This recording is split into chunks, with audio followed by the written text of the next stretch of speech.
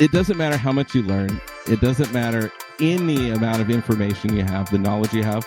Pick one and implement it. Implement it right away. Success happens at the speed of implementation. Welcome to the Waste No Day podcast, a podcast specifically for and about the home services industry as it relates to plumbing, heating, air conditioning, and electrical. More than a podcast, Waste No Day is a credo, a determination, a mindset. It is a never-ending discipline. It is a refuse to lose pursuit. It is a wake-up call every morning to waste no day. Now here's your hosts, Brian Burton and Nate Minnick.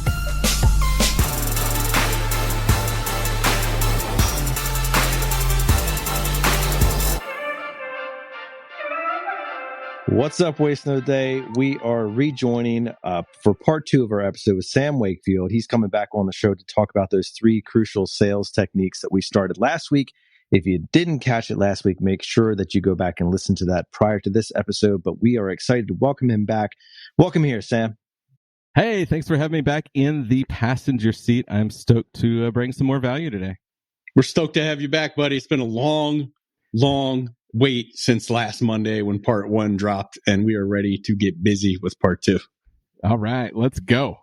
Well, Sam, for those of our audience who perhaps are just catching this for the first time or maybe just didn't have time to listen to part one, give us a quick, brief update as to who you are and what you're all about.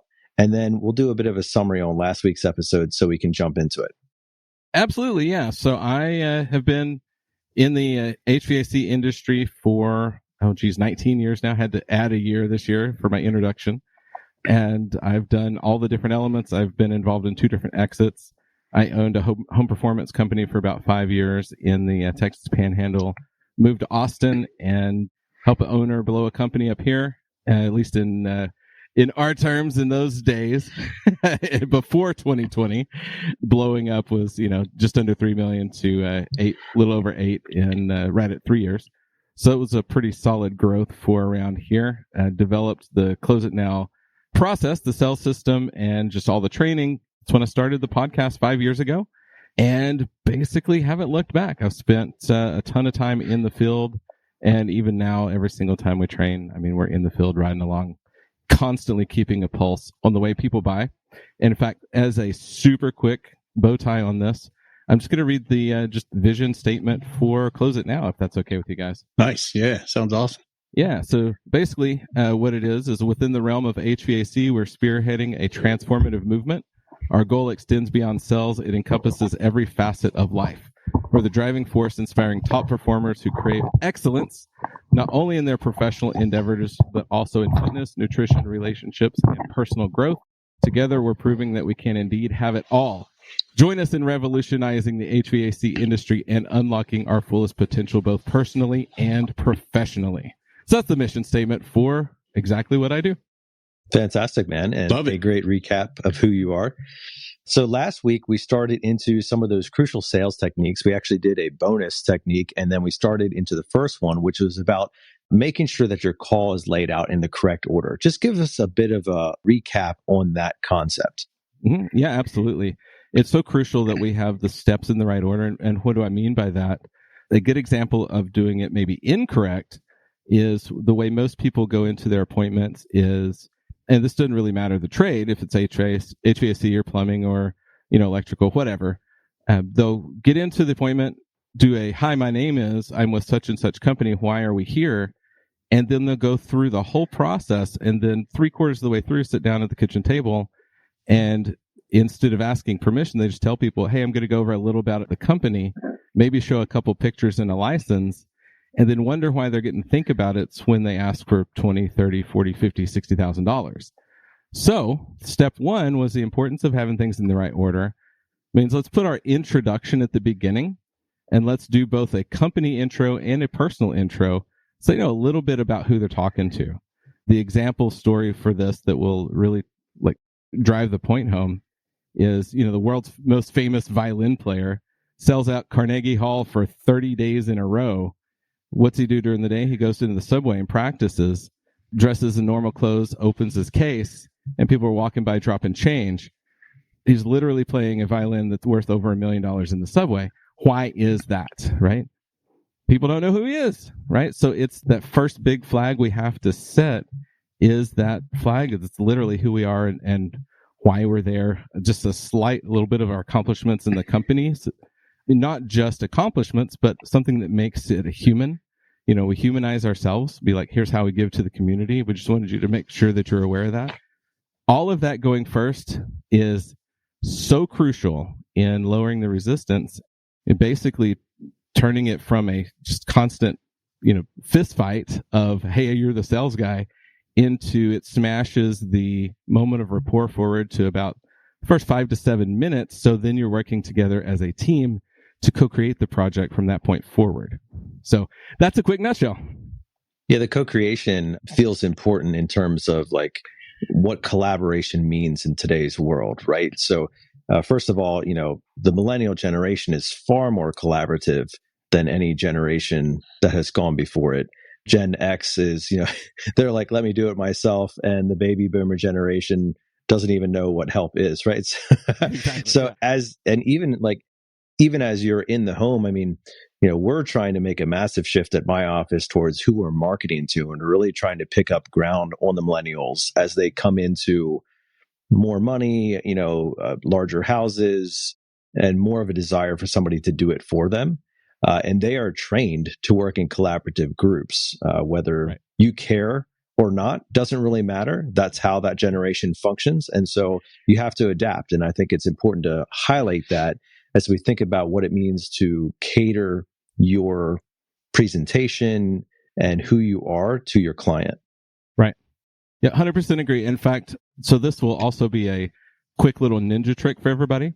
The easiest way to do this, and this is something we already know to do this with people, is like, if you're listening, write stuff down. But the easiest way to co-collaborate together is, when I train, I call it an action list. We basically, in the agenda setup, say, hey, I'm going to ask you a few questions, and then you get to tell me what your concerns are and what you're experiencing. I'm just going to make a short list so I know what is important to you. Because it doesn't matter what's important to us. The house doesn't write the check. The people write the check. And so when we're listening in discovery, we're listening much deeper than we ever have. We're asking emotional and feeling questions in discovery instead of just stopping at, hey, who has allergies? Well, no, we've got to ask, well, how does that affect their life? How does it make you feel? What's different about your life? And all those kind of things. When we ask those questions, so would you like me to put that on the list? They put it on the list. So then at the end of discovery, you got 2 or 3 things. The co-creation part, and this is magic. I hope everybody's taking notes. You slide that paper with the pen across to that homeowner and say, can you prioritize these for me so I know what's most important? And then from that point forward, that directs how the appointment will go, what you're looking for, what you're not wasting time on. And it's so much easier for that homeowner to say yes to, making little Jenny's bedroom in the corner of the house more comfortable than to say yes to, yeah, sure, I want to add 20 feet of, 8-inch flex and add a return to that room, right? That's questions there. And so the flip side of that is it's a whole different question to say, oh, so you don't want to add the ductwork now, or, hey, Brian, I just want to be clear, you don't want to make little Jenny's bedroom in the corner of the house more comfortable right now, and it was only $14 a month. That financing piece is so powerful. Right? I hope there's only like 6 of them, but there are still technicians out there who just present a lump sum when they're presenting things over $1,000, and it's childish, it's lazy, it's this pretend game of like, it's not for my clients, but the top people in every industry in the home services present monthly. Word, yeah.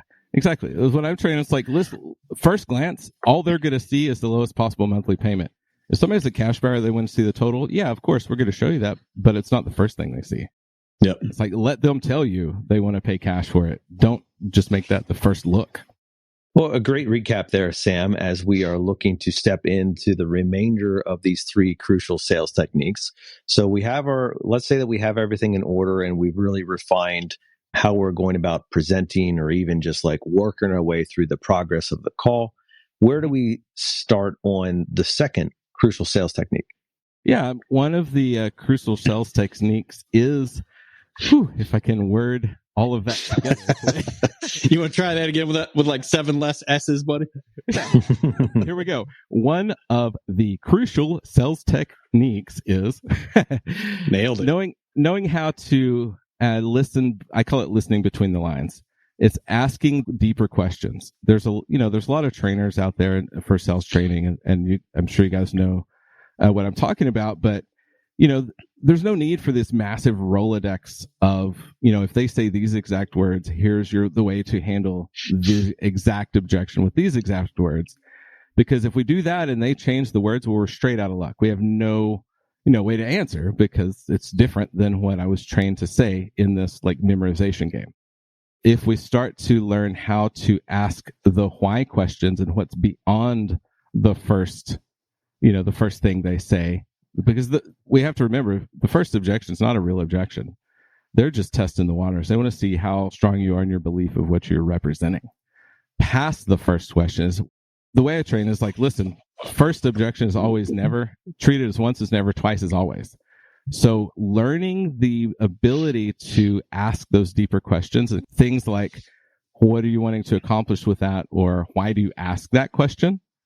Are super powerful. And once we can start to listen between the lines and get behind the questions, we realize, oh, well, there's only really about, 2 or 3 real objections that anybody ever has. Everything else falls into one of those buckets. So sales becomes easy and fun. So handling the 3 bids is one that's huge. And it's a crucial technique because everybody gets it, but most people don't even know necessarily the word tracks to handle, what that sounds like when they get it. So Sam, give an example of that first objection that you're saying like is illegitimate to begin with. Like, what does that actually sound like? Yeah. So here's the most common one that everybody gets, and it's the price flinch, right? So this really has to do with the first time we present price, and it doesn't matter what the price is. It could be $50, it could be $500, $5,000, $50,000. There's always going to be sticker shock. We just have to expect that. So a good example of learning to listen between the lines and listen behind that first glance is learning the difference between an observation and a concern. So in knowing that most people's first glance at a price is a lot of times an observation. So when they say things like, wow, that's higher than I expected. That's a lot. Eek, that's a lot. That's a lot of money. Whoa, it wasn't like that 10 years ago. Any of those kind of comments, that's just observation. We've got to give them time to digest it in their brain, in their mind, and then listen. But the second they say it, so for everybody listening, when somebody says something like that, eek, that's a lot. Let's role play, buddy. Yeah, let's do it. All right. So be my homeowner. Yep. Gotcha. All right, man. So, so I've just presented the project. I've just presented the price. And my question to you is, of course, does all this make sense? Oh, my goodness. I had this done in 97 and it was like a third of that price. That's a lot. Oh my God. I hear you. I understand. I mean, geez, I did the same thing the other day when I went to the grocery store with my wife, and the amount of food we were getting for this, what I was spending back in 97, holy cow, had the same experience as you. So we've got Tuesday and Thursday available. Which day is going to work better for you? Beautiful. Nothing to overcome, right? I always talk about not. If it comes up a second time, then address it. But just once, it's like, oh my God, you're right. It's crazy. Yeah, we talk about now. It really is an experience at the grocery store. We talk about like what I would have filled a cart with in 2019. I fill a basket with for the same price now. 100%. And so that's a great use example of listening, right? Yeah, pay attention. Yep, use it every time. Use something like that. Have that scripted. Like that's something you want to have a word track for. Just some various grocery store comparison or gas tank comparison, Yeah, word. Love this. So Sam, you mentioned something about looking between the lines. I can't remember your exact phraseology there, but reading between the lines or learning to ask some of those more refined questions.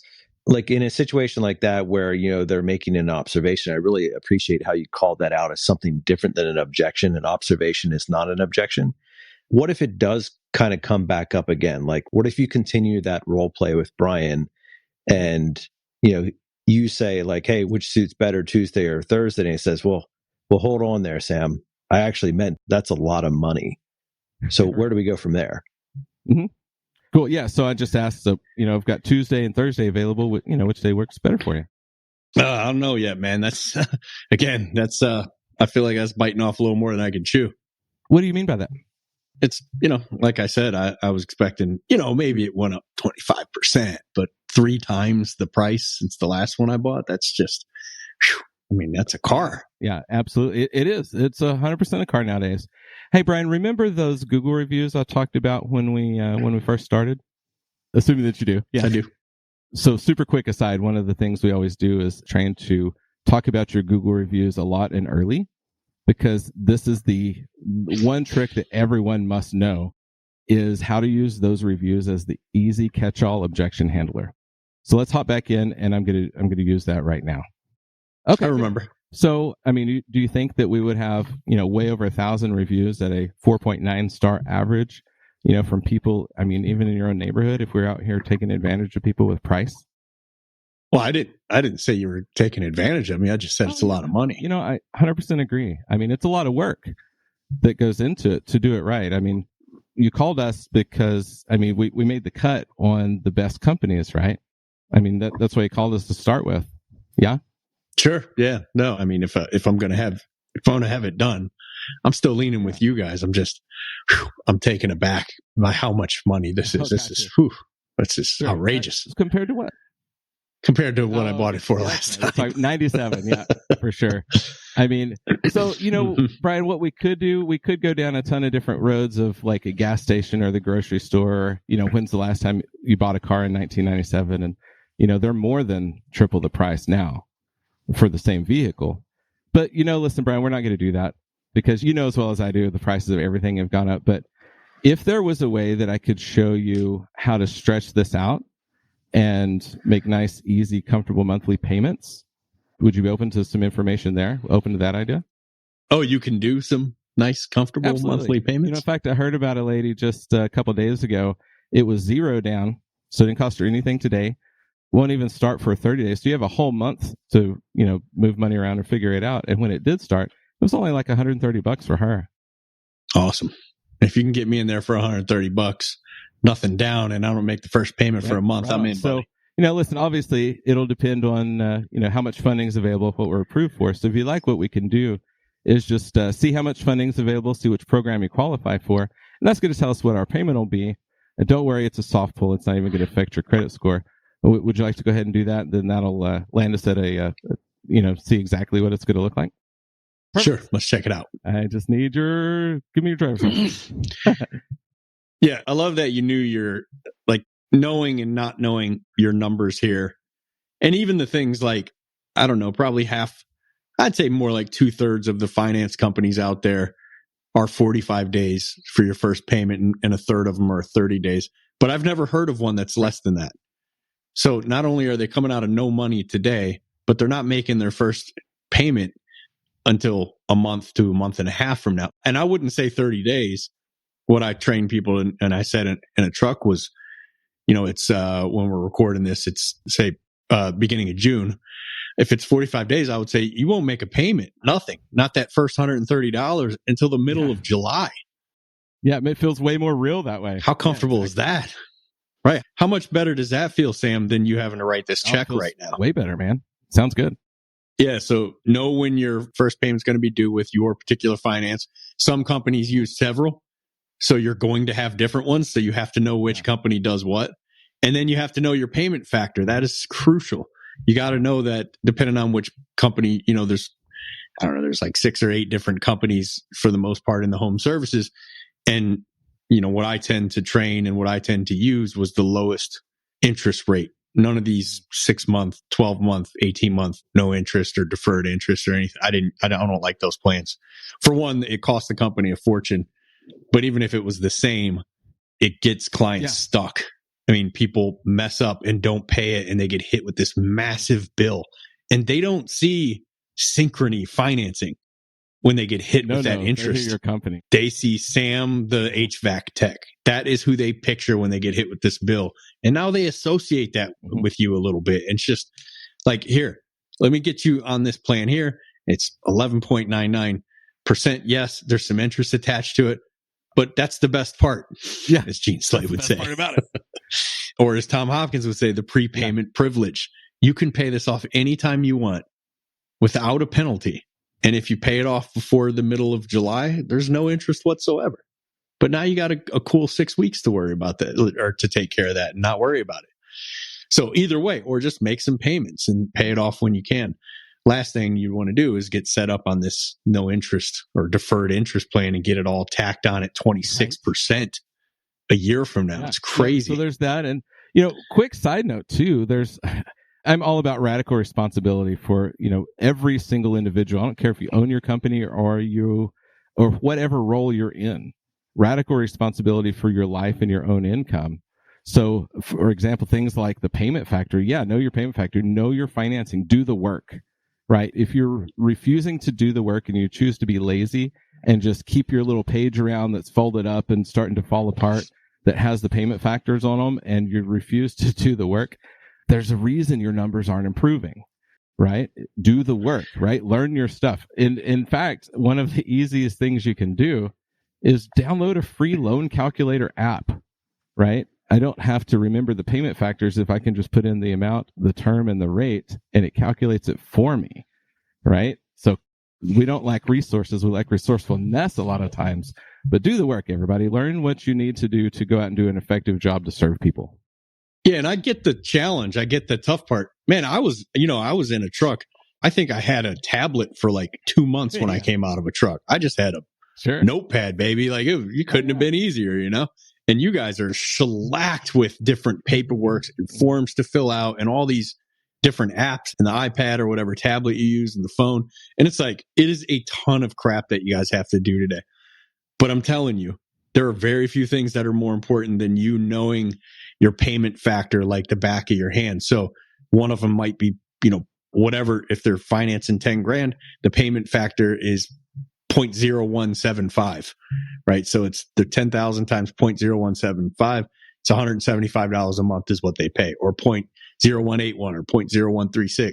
You just have to know that number and multiply it by what they're financing. And that's a roundabout what their monthly payment is. 100%. That's all. It's not crazy complicated, but that way, and you have to tell them it's an estimate, because when you submit, they could come back a little over that or a little under that. You don't know, but give them an average and say ballpark around this number. If you don't know that and you're giving them no idea, it's just tougher to land it. I mean, it's so easy too to set the right expectations with the homeowner. Just say with approved credit. They'll tell you if they're not going to get approved most of the time. That's the main thing. This is true. I love it. So, Sam, I like a number of things you did there. One of the things that I just want to comment on is you put something out there that made people think about it and then said, we're not going to do that, but you already made them think about it. So you said, listen, we could bring up a shopping cart analogy about how much food costs, back in 1997 or how much gas costs in 1997, but we're not going to do that.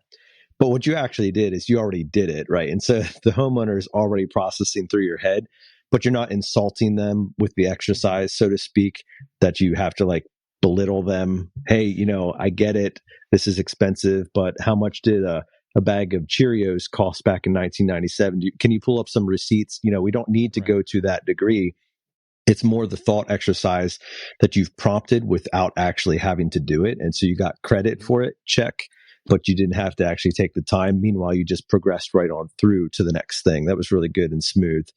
And so, kind of working our way through this second crucial sales technique, we've not taken the first observation as a direct objection. We've asked some more pointed questions. What are some of the other things that make up this second point? So much of it is paying attention, understanding that, well, truly that's the word, right? Classic Dale Carnegie, listen to understand, don't listen to, not to respond. So by taking a beat when somebody asks a question or makes a statement, and literally just taking the time to formulate a response instead of a reaction to wherever we are in the appointment. Because in every single moment, we have a decision point. There's a fraction of a second we can just impulsively react to what's going on, meaning in those, especially when we get into the closing conversations and things like that, what that means is we are emotionally shallow. So we allow their comments, their if somebody gets a little spicy with us, if somebody, just whatever's going on, we allow that to affect our emotions. So just like you guys talk a lot about on the Waste No Day podcast about not getting your emotional needs met by that homeowner. So this is exactly back to that, which is, listening, taking a pause, listen to understand. Truly in your mind, be thinking, where is this coming from? And not just what are the words coming out of their mouth. Where's the root of this? Because I'll tell everybody, if you consistently have an objection that comes up, it's not your market, it's not all these other things, it's something you're planting, a seed you're planting along the process that causes them to think about it. So it's really understanding and listening from where all of this is coming from instead of just taking it at, face value or first or second level value. Okay, so you do a lot of training, you get around to a lot of different shops. What's an example of an objection that is consistently coming up for technicians? And, when you do a ride along with them or something like that, you've revealed the fact that they've been gardening that seed for a while and just aren't aware of it. The biggest one's the 3 bids, right? The 3 bids objection. The way that we handle that is, it's actually pretty different than any other place I've ever heard it trained. But the reason it keeps coming up for so many people, now we never want to talk bad about our competition, but there is a level of how we can cast doubt on the competition without ever talking bad about them when we can do it generalized. And it has nothing to do with, saying bad things about people. It has everything to do with telling the homeowners things like, this is how we do it. This is our standard. Most of the companies in the area don't do it like this. This is what sets us apart. So that type of conversation. But with this, we have to be very, very clear. If it's something common that everybody does, do not say that. You have to become somewhat, a company that's better to actually differentiate yourself, because we have to just understand that with what we do, it's white noise. If we go out there and we tell them, hey, we're the best, if we say no one does, we'll stick with HVAC for a second. We'll say no one else does a nitrogen purge on their line set, and no one else is going to pull a vacuum on their line set. And, we're telling these homeowners all of these things. We know that's an absolute lie, because like everybody and their dog's been trained to do that at this point, or at least say that they do. So it's white noise. So how do we actually differentiate? That means doing something different, right? So being creative and thinking outside that box as a big part of that, to be the different person in the house. For sure. And I think that's an excellent point. Also, don't just take stabs in the dark either. Like, if you're going to say that you're differentiating your company, know that you actually are. Otherwise, you're going to run the risk of somebody pulling something just out of left field and saying, well, wait a minute, actually, my neighbor used so-and-so and they did that for him. And now you're done. You're toast, because you've broken the cardinal rule of trust and there's no coming back from everything that. We do has to be, with complete integrity. I tell people all the time, it's like, listen, if it's legally, morally, and ethically okay, then do it. If it's not, if there's gray area, our industry is so incredible. It's one of the only actual need-based industries that we can make massive, massive, massive changes in our life, our family, our community, such a major impact, and earn more than doctor, lawyer money.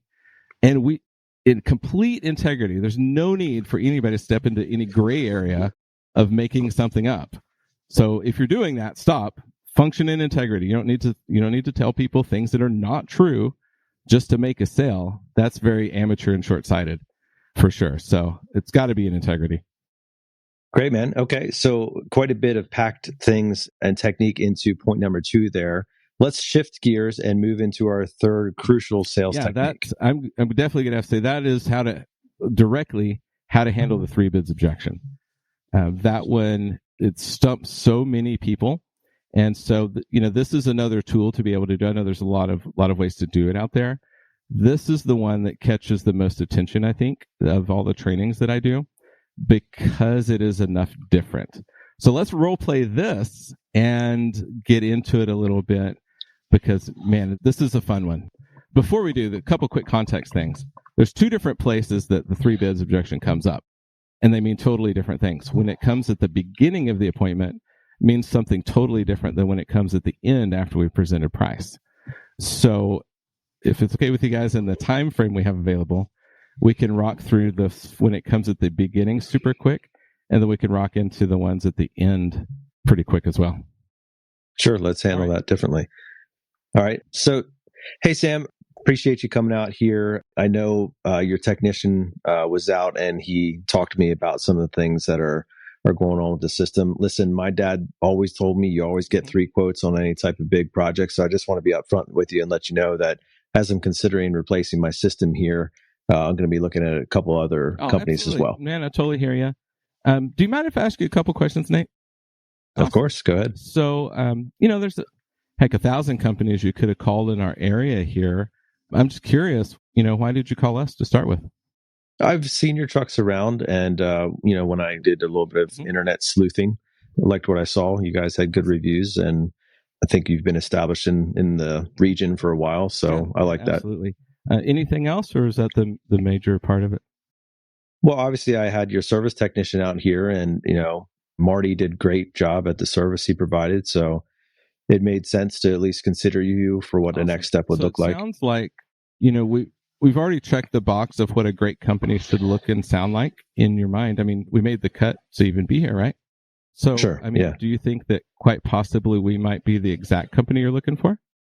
I mean, I think so. You're one of 3, Well, listen, our clients tell us it's important to know, and then we go right into our intro right there. So that's how we handle it at the beginning. They try to turn it upside down. They know we already made the cut. They try to turn it upside down and give us the takeaway. So we just have to turn that appointment, right side up again. And it's just reframing the conversation. And so that's the technique, is reframing a conversation, which we could spend, 20 episodes on just that. But so that's what happens when it happens at the beginning of the appointment. Let's do it. Okay. All right. So on the tail end, explain what you mean on the tail end, and then we'll do a role play. So when it comes at the end, it's like we always hear it. In fact, great job setting up when it comes at the beginning, because it usually sounds like that. But at the end, it's like, listen, man, everything sounds great. I've got to do my due diligence on this thing. We're going to get 3 bids. And can you email this to me? We'll get back to you in a few days. And that's, in a nutshell, what it always sounds like, right?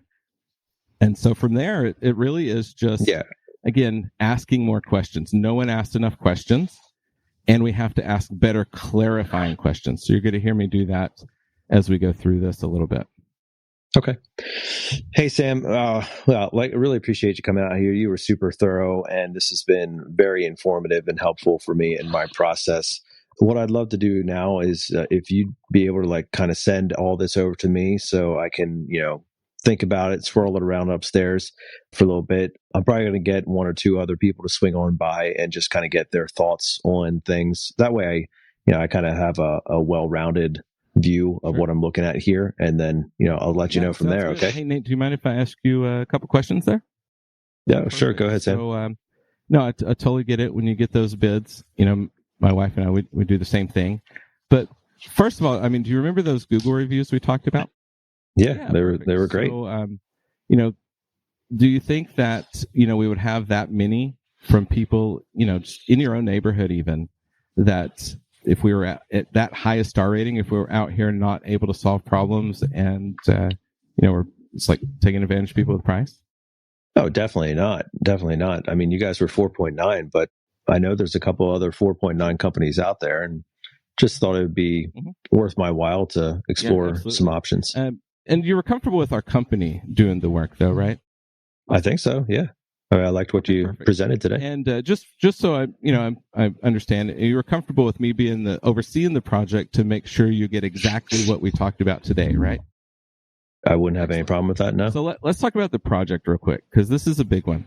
You can definitely see how the problems that we talked about earlier are going to be solved and either reduced or solved. And moving forward, you're not going to have to live like that anymore. And it's going to be a lot different the way you experience your house now.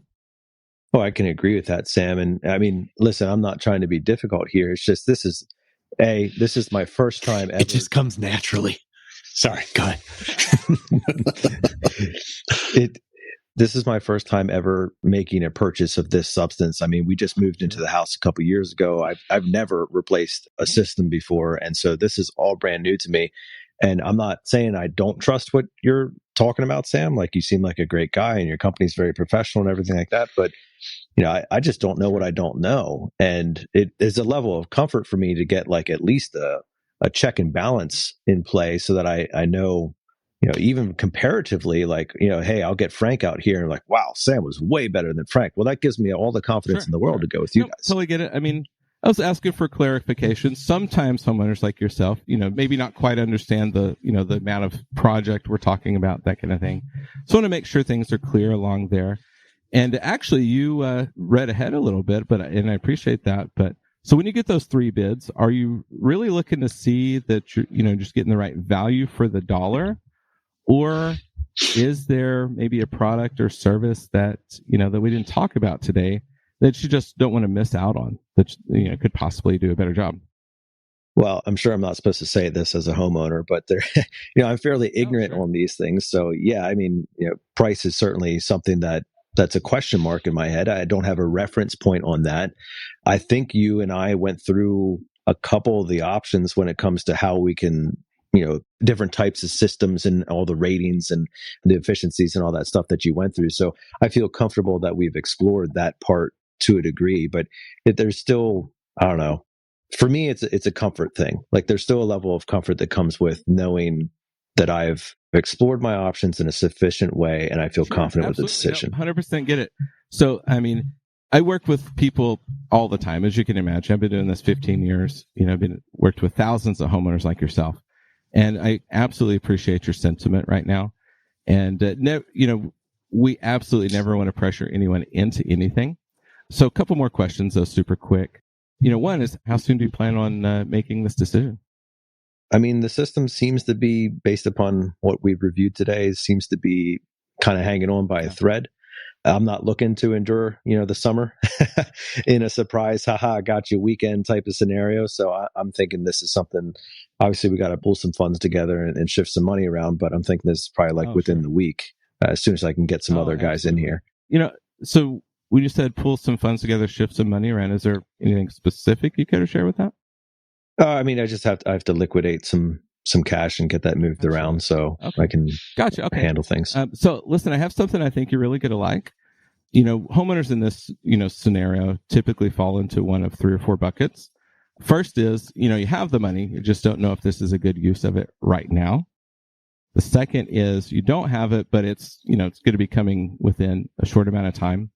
The third is you don't have it and, there's really no way to get it. And the fourth is, of course, we take, credit card and cash check, credit card, as far as that goes.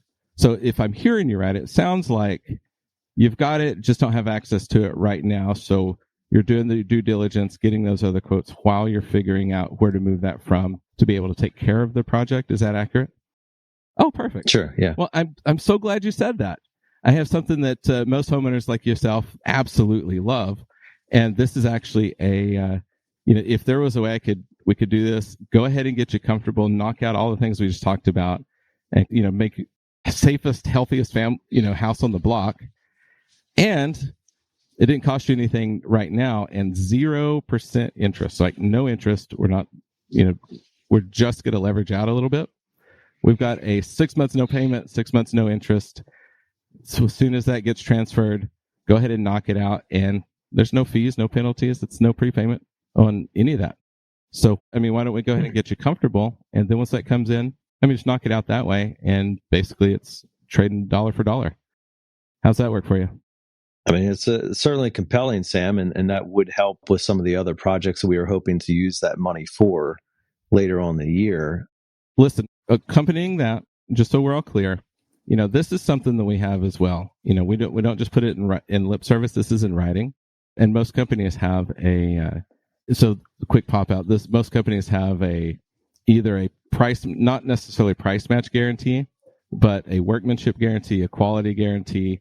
Usually it is a price match guarantee, and it sounds like everything has to be the same scope of work and all of that. And then, so this is what I'm going to use right now, because that's a tool that most people across the country have. So Nate, listen, I have something else that you're really going to like. This isn't just lip service for us. We don't believe in guesswork, and we don't take this investment lightly. So that's why not only do we have the ability for you to stretch that out at 0%, Here we have what's called our basically no questions asked money back guarantee, right? What this says that, and this gives you the ability, it's good for 2 years. So if this, you keep getting your other quotes, get as many other bids as you want to, but this gives you the ability to go ahead and get it put in because you're comfortable with the company, you're comfortable with us doing the work and me as your representative, knowing you're going to be guaranteed to get the best price possible now for this work. So if you find another company, and I know you won't, but if you find another company that does the same quality of work, same comparable equipment, the same scope of work, and you have as much certainty and confidence that they're going to be able to solve your problems to the degree that we are, so you're not going to have to experience that anymore. Listen, I'll write you a check for the difference. And heck, I'll even give you $100 on top of that. So why don't we go ahead and get on the calendar? All right, Sam, you got me. I like the confidence. I like the swagger. And, frankly, I wasn't really looking to spend another 5 hours of my life going through this with more people. So exactly. let's get it done. High five. Welcome to the Close It Now family. You're going to have the safest, most comfortable house on the block. You got a little chirp to say that you had swagger, Sam. I don't know if you caught that. Got to put that in a rap. I love it. Swagger like Wakefield. I'm down with that, man. It's fun. I'm developing all kind of random sayings about me around the industry right now. It's really funny. Nice job taking it all the way to the closing it now. I am curious. Do you always present, because in 2 role plays, you presented the total and then moved to the promotional plan after the fact? I trained that way in podcasts and things like this because partially I want to help as many people with as many immediately actionable items as possible. So that is the placeholder until they listen to more shows, and we really can work with them to dive deeper into, let's present financing, let's present the other things first. Yeah, so you're training them to present it up front. I'm training them to be just. Into training. But I know what you mean. The majority of people, I would guess, are not even presenting financing. The ones who are bringing it up as a rebuttal to an objection, as opposed to just starting off with. But how much, do a version of that with Nate. So rewind that and do a version where you're bringing it up as, you're talking about the monthly as the total. Like, show us how that sounds. This is my jam. All right, so let's go. So I've just given you the price. Imagine we've already done the loop. So that's actually, God, there's so many ninja tricks in these episodes. The loop is something everybody wants to pay attention to. Make sure that you heard that when you go back and you, ask permission, ask questions, and then go through the company, the person, and the project. There's really only 4 sales we have to make: company, person, project, and price, right? So when they confirm all 3 of those, what's left? It's just the price. So we know we're landing there, but we had them say it, not us. Because we have to remember, it doesn't matter what we say, it's what the homeowner says. It doesn't matter our perspective, it's their perspective. So imagine we went through that. We'll shortcut this one, and we'll go right into type of a monthly conversation. So setting the stage here, are you looking for me to object to something, or how are we entering into this? He's gonna present monthly first. He's gonna rock through the monthly. So okay. So going over these options here, Nate, which of these do you think is the best fit for you and your family? Yeah, definitely not the basic. That doesn't get us where I want to be. We're really excited to be in this house, and we've done a lot of things to make sure that it's comfortable, and that's very important to me and my family. The top one, I don't know. There's a couple things on there that just feel a bit extra to me. So I don't know if we can, look at that. I like the efficiency of the system up there, but I don't need all the superfluous things. So if we could maybe take a look at that middle one, or middle plus or somewhere in there, that's kind of where I'd be landing. There's a term for people our age that I heard recently, that we buy pre-mediocre. We don't buy the premium version. We buy just under that. I am 100% on the same page with you, man. I'm 44. I nailed us right on the spot there. So I get it. And honestly, that option, anything we do is better than what you currently have. So massive improvement. And I'm glad you see that this one is a good fit for you. So outside of that, there's a couple other things that we talked about earlier that we may remember, that action list we made, and then you prioritized it to what was the most important to you. So the system itself, for that portion, we're looking at, we're going to call it $180 a month for that. And then for your number one action item, as what you said, keeping your family comfortable and, and safe, that was a big part of it. But we talked about the allergy issues and respiratory issues with your kids, right? Yep. So number one action item is going to be our Breathe Easy air quality bundle. So that's a combination of the handful of things we just went through. That guy is for $26 a month on top of that. And then the second item that you said was really important. Not quite as much as the first one, but the second item is, I know it's Pennsylvania. I know it gets really dry in the winter. And so we talked a lot about the humidity and, helping out your family with that. So that portion is going to be for another $16 a month. So those three together, that's going to be $332 a month. Okay. Whew. That's not a small amount. How long is that? Yeah. So that's the best part about this is you can pay it off as soon as you want. There's no penalties, no fees to knock it out next week if you say get a bonus at work or something, right? Or you can extend it out up to 120 months. And most people love this plan, and here's why. It gives you flexibility. Are you the type of person that normally makes more on your payments to knock them out early, or do you kind of let them ride and pay the minimums till the end? I mean, I like the freedom of knowing that if, God forbid something happens, I can handle the minimum payment and we're good. But generally, I try to be pretty aggressive on payments. Absolutely. And that's the best part is, you're only paying interest on what you make payments on. What most people do is they'll put a bunch of extra toward it, shorten that up, knock it out super quick. But say Christmas comes around and say you take October, November, December and make the minimums to redirect those funds to Christmas gifts and stuff for the family. And then next year hits, go back to paying the extras again. So it gives you the ability to do that also and not be only locked into a certain size payment. Yeah. Yeah, that seems to make sense, Sam. Awesome, man. Well, the next steps are I just need a couple authorization on a couple of documents and let's grab a day. Yeah. Sounds good. Thanks. So that's what that would look like with payment. Beautiful. And then if they give objections, they're like, okay, no problem. I mean, you said that humidity was really important for, for your wife and your kids, but, we can pull that out. I just want to be clear. You don't want to improve your home's humidity for your family for $16 a month.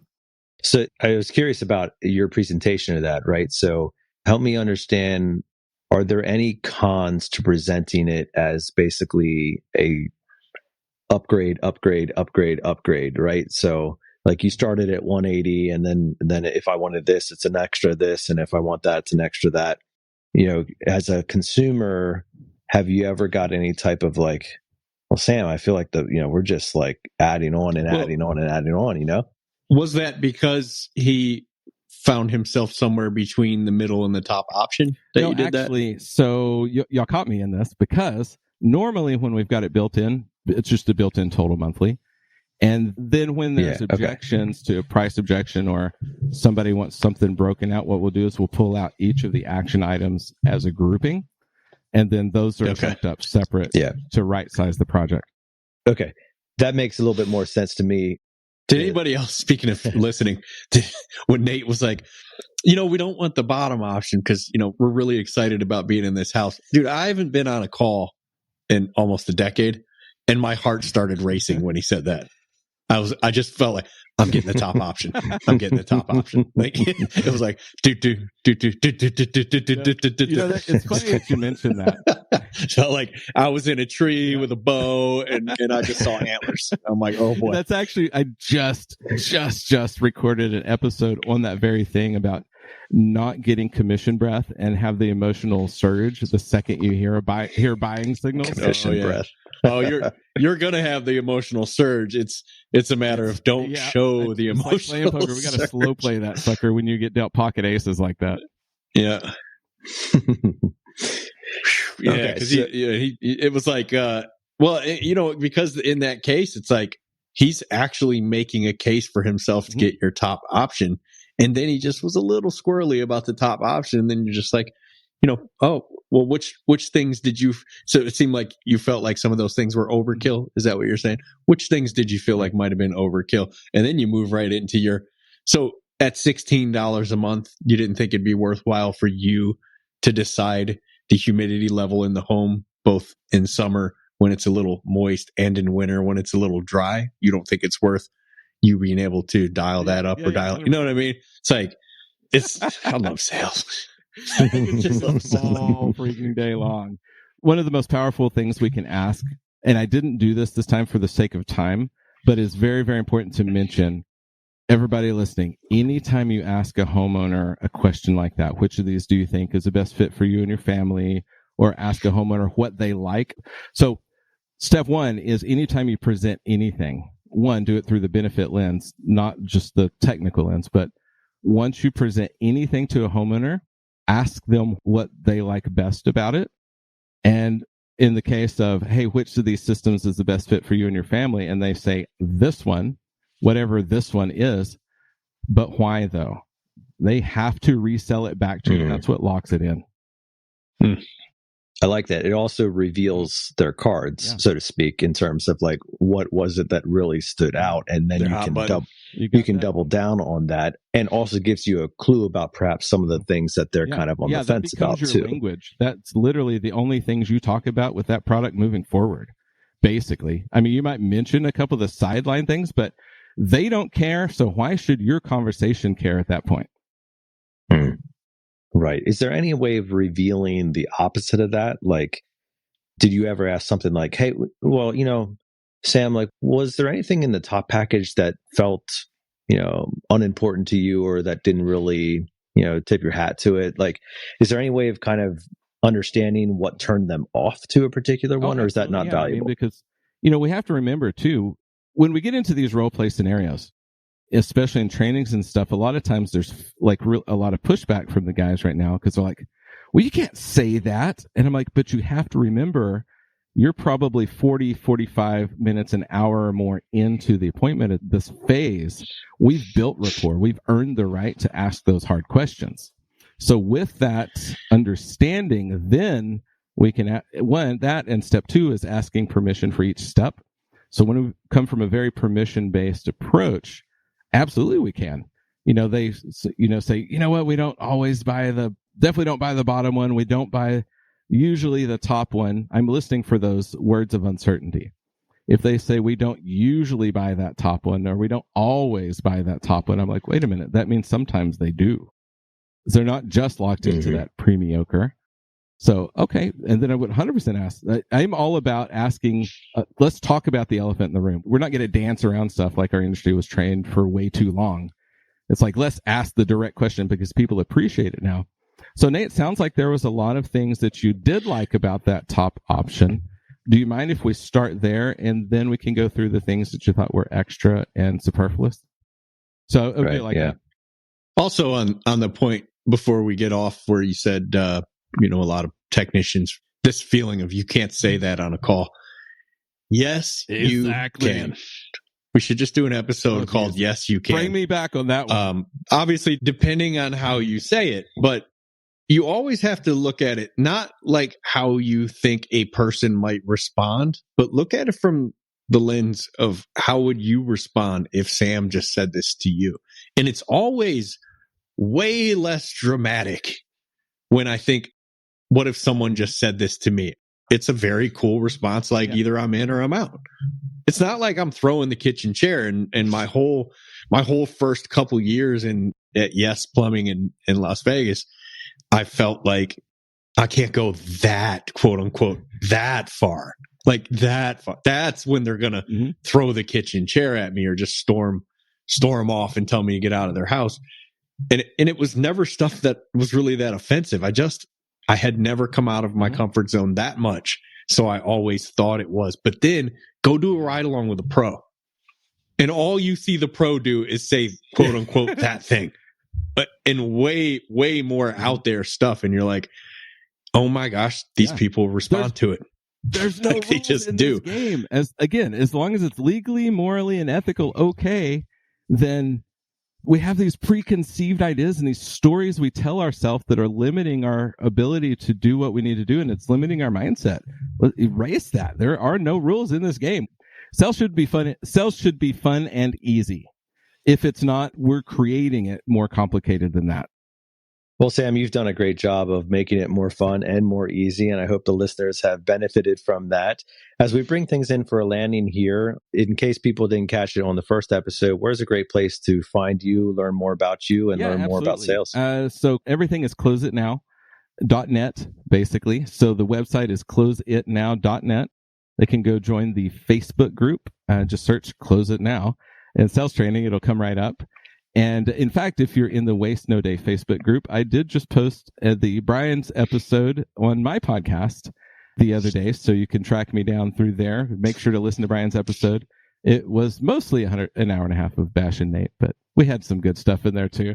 An hour and a half of bashing. There's some good stuff in there too. A little bit of obviously, a little bit of sales stuff, but mostly bashing Nate, who wasn't there. Because he refuses to do other people's shows. He's just like, no, I talk enough on Waste No Day. Thank you. But yeah, you can of course catch the podcast, Close It Now. And outside of that, I am going to be speaking a few times coming up this year. The next event is the American Dream event, and you can go to the website. It's americandreamevent.com. It's June 20th and 21st in Houston, Texas. And if you use the code Close It Now, you get 10% off of your tickets. Let's see. Tommy Mello spoke last year. Ishmael spoke last year. This year we've got Lance Bachman. Cristiano spoke last year. This year is like a whole list of heavy hitters, including myself. So make sure to go grab tickets for that. And come see me. Come say hi. Very cool. Well, Sam, it's been great to have you on, man, as we wrap up this episode with the 3 crucial sales techniques. And really, frankly, there was quite a few others that got put in. The 60 crucial sales techniques. The 3 groupings of crucial sales techniques. So here's the thing, everybody. So it doesn't matter how much you learn. It doesn't matter any amount of information you have, the knowledge you have. Pick one and implement it. Implement it right away. Success happens at the speed of implementation. That's a great place to end it on, Sam. Thanks so much for being with us today. We appreciate it. Thanks, brother. We'll talk soon. Well, that's a wrap for this podcast. We hope you enjoyed part 2 with Sam Wakefield. It was good to just do a lot of great dialogue with him and some role play. I'm just going to be focusing on that pre-mediocre for quite a while and understanding that that's who I am.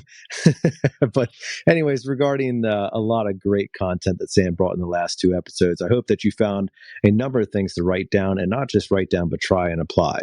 Right? Try and apply. That's what you got to do. Like Sam said there at the end, you have to actually implement. You have to put these things into practice, and you have to see where it goes and refine your presentation, and so you can get better.